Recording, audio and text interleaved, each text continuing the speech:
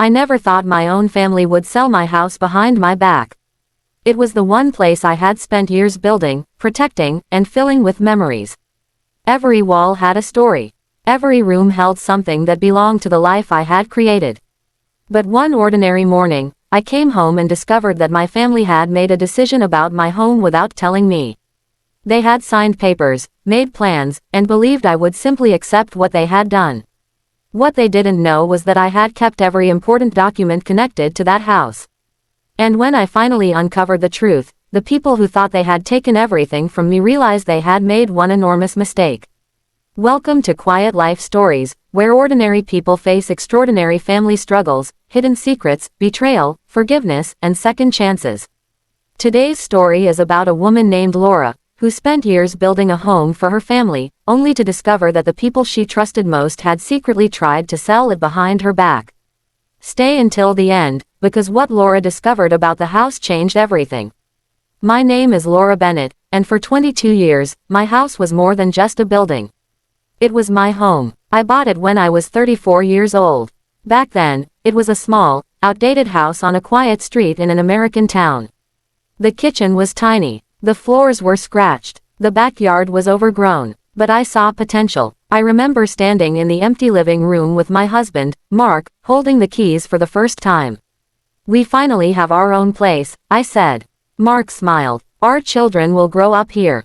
And they did. Our two children, Ethan and Lily, spent their childhood running through those rooms.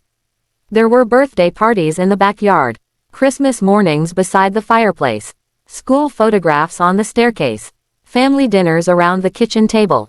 There were arguments too. There were difficult years. There were moments when money was tight.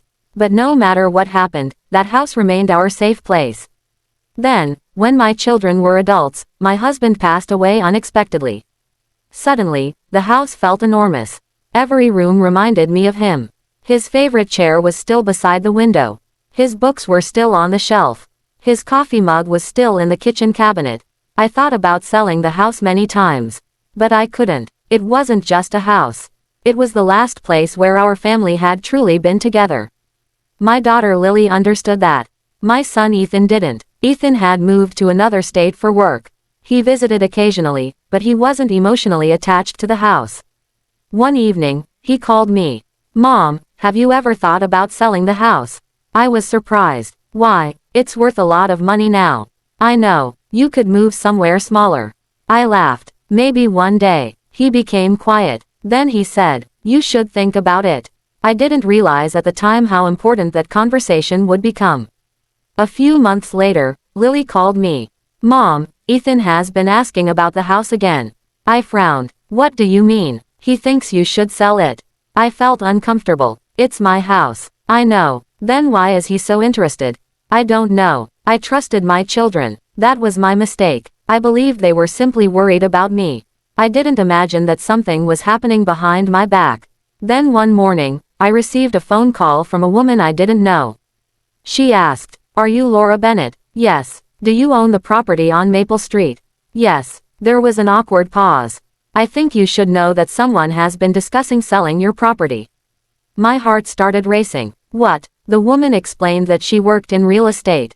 She had been contacted about the house. Someone had apparently presented information about the property and discussed a possible sale.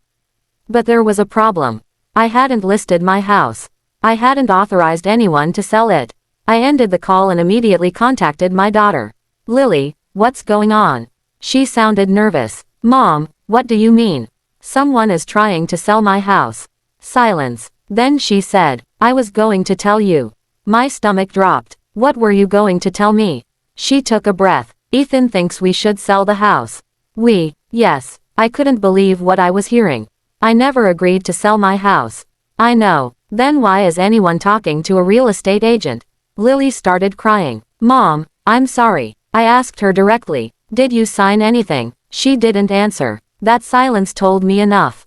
I called Ethan. He didn't answer. I called again. Still nothing. Finally, he sent me a message. "Mom, we need to talk." I replied, "Yes, we do." That evening, Ethan called. His first words were, "Mom, we're trying to help you. By selling my house, you don't need such a big place anymore." I couldn't believe it. You don't get to decide that. Mom, the house is worth a fortune. And, you could sell it and divide the money. Divide, yes. I became completely silent. Then I asked, why would we divide the money from my house? He said, because we're your children. I felt tears in my eyes. You're my children. That doesn't mean you own my home. He became defensive. We thought you would eventually leave it to us anyway. I stared at the phone. Eventually, that was the word that explained everything. They weren't thinking about my life. They were thinking about what they would receive after me. But the situation was worse than I realized. The next morning, I went through my important documents. I found the original property deed. I found the mortgage records. I found the insurance documents. And I found something else. A copy of an authorization document that I had never signed. Someone had apparently attempted to use my name to discuss the property. I immediately contacted a lawyer. After reviewing everything, the lawyer looked at me seriously. Don't sign anything. I wasn't planning to. Good. We need to find out exactly what happened. The investigation began. There were emails, phone records, messages, and eventually, we discovered that Ethan had been talking to a buyer. He had told the buyer that the family was preparing to sell the property. He had even discussed an estimated price. But there was one thing Ethan didn't know. The house was legally in my name. He couldn't simply sell it. The documents protected me. When I confronted him again, he finally admitted everything. I thought you would agree eventually. Eventually, yes. You planned everything before asking me. He looked down. I thought you were being selfish. I couldn't believe those words.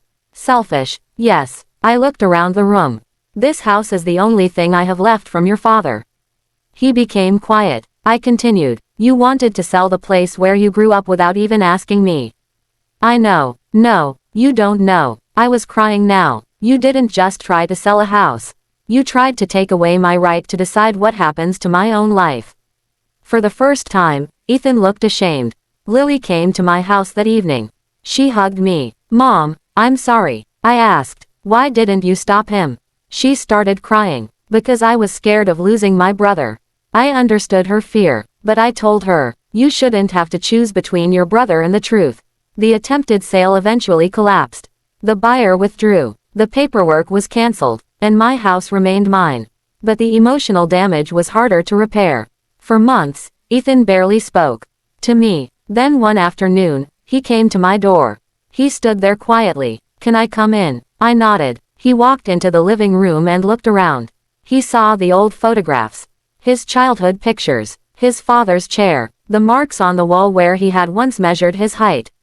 He sat down. I was wrong. I didn't answer. I thought about money more than I thought about you. He looked at me. I forgot that this was your home. I finally said, that's what hurt. He nodded. I thought I was entitled to it. You aren't. I know. He took a deep breath. I'm sorry. I believed that he was truly sorry. But forgiveness didn't happen immediately. I needed time. I needed to trust him again. Eventually, we began rebuilding our relationship. Slowly, one conversation at a time. I didn't sell the house. Instead, I renovated a few rooms. I painted the kitchen. I repaired the old wooden floors. And I kept my husband's chair exactly where it had always been. One Sunday afternoon, Ethan came over with his wife and children. His little daughter ran through the backyard. Grandma, look, I smiled. For the first time in months, the house felt like a family home again. Ethan stood beside me. Mom, yes, I'm glad you kept it. I looked at him. So am I. Then he said something I will never forget. I thought the house was something we would inherit. I smiled sadly. It was never about inheritance. He looked at me. It was about having a place where we could still come home. He hugged me. And this time, I hugged him back. That experience taught me something I will never forget. Sometimes family members don't realize how deeply their actions can hurt us. They may think they're making practical decisions. They may think money is more important than memories. They may convince themselves they're entitled to something simply because they are family. But family doesn't give anyone the right to control another person's life. And a house is never just a house. For some people, it represents years of sacrifice. For others, it represents the last connection to someone they lost. For Laura, that house represented a marriage, 2 children, countless memories, and a lifetime of love. Her family almost took it away. But they couldn't take away something even more important. Her strength. She learned to stand up for herself without destroying her family. She learned that forgiveness doesn't mean forgetting. And she learned that sometimes saying, no, is necessary, even when the people asking are the people you love most. If you have ever been betrayed by someone in your family, remember this. You are allowed to protect what belongs to you. You are allowed to set boundaries. And you are allowed to say no without feeling guilty. Because loving your family doesn't mean giving them control over your life. Laura's family tried to sell her house behind her back. They thought they were taking a valuable property. But in the end, they almost lost something much more valuable. Their mother's trust. Thankfully, they realized their mistake before it was too late. And perhaps that is the real lesson of this story. A home is built with bricks and wood, but a family is built with trust. Once trust is broken, rebuilding it takes much longer than rebuilding a house. If this story touched your heart, subscribe to Quiet Life Stories for more emotional family stories, betrayal stories, life lessons, and stories about forgiveness and second chances. And remember, sometimes the people closest to us can hurt us the most, but that doesn't mean we have to let their actions destroy the rest of our lives.